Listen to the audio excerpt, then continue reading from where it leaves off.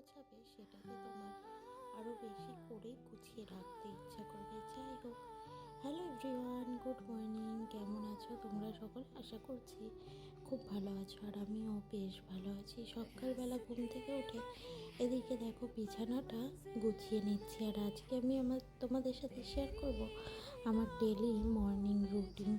যাই হোক, এখানটায় দেখো সুন্দর করে বিছানাটা গুছিয়ে নিচ্ছি, আর বিছানার চাদরটা কেমন সেটা কিন্তু কমেন্টে জানাতে ভুলো না। যাই হোক, এদিকে তো আমার বিছানা গোছানো হয়ে গেছে, তারপরে আমি চলে এসেছি এগুলোকে একটু পরিষ্কার করতে। ওই প্রচণ্ড ধুলো ওড়ে রোজই পরিষ্কার করতে হয় আর কি, তা না হলে ভালো লাগে না দেখতে।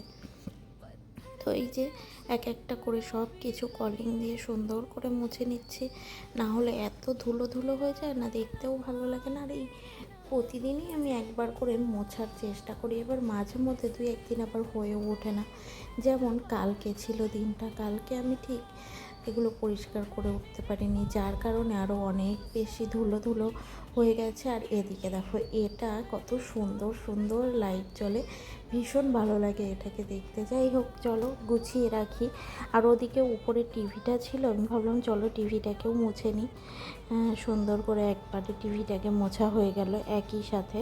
তারপরে এখানটায় দেখো ঘড়িটাকে কিন্তু আমি ওপরে ঝোলাইনি, নিচেই এখানটায় রেখে দিয়েছি। আর এই যে এই বক্সটা দেখতে পাচ্ছ, এর মধ্যে আমি কিছু এই বক্সটা আমি এনেছিলাম সিঁদুর রাখবো দেখে। যাই হোক, এখনও সেটা রাখা হয়নি, কিন্তু এর মধ্যে আপাতত আছে কিছু খুচরো পয়সা।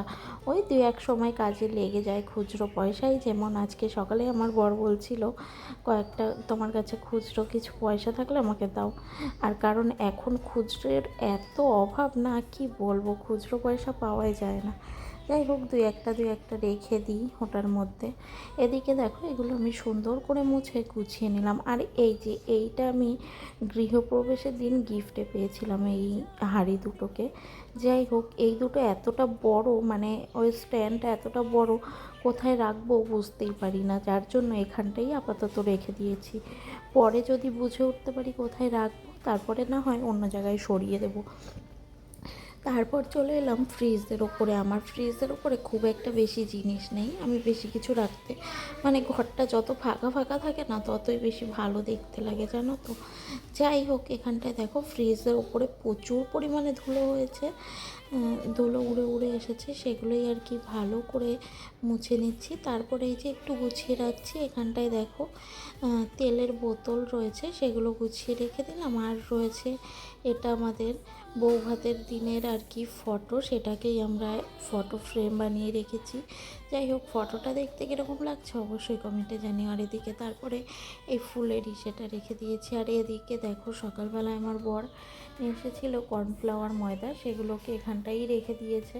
এখন আমি গুছিয়ে রাখবো। আর এদিকে কালকে রাত্রে খাওয়া দাওয়ার পরে থালা বাসনগুলো আমি রাতেই ধুয়ে রেখেছিলাম, এখন যেইটা যেখানে থাকে সেই জায়গায় সব কিছু গুছিয়ে আর কি রেখে দিতে হবে। তো চলো, এখন দেখো এই যে র্যাকগুলোর ভেতর ঢুকিয়ে দেবো যেখানে যেটা থাকে আর কি, তাহলে পারে আর কি উপর দিয়ে ছড়িয়ে ছিটিয়ে থাকবে না। আর আমার এদিক সেদিক কোনো জিনিস ছড়িয়ে ছিটিয়ে থাকলে আমার নিজেরই একটুও ভালো লাগে না। আর তোমাদের ভিডিওটা কেমন লাগছে অবশ্যই কিন্তু কমেন্টে জানিও, কারণ আমি খুব গুছিয়ে রাখতে পছন্দ করি। যাই হোক, এই যে এই হটপটটা কালকে রাত্রে বানিয়েছিলাম রুটি, তো এর মধ্যে রেখেছিলাম। যাই হোক, এটাকেও ধুয়ে রেখেছিলাম, ওটা ওর ভেতরে ঢুকছিল না।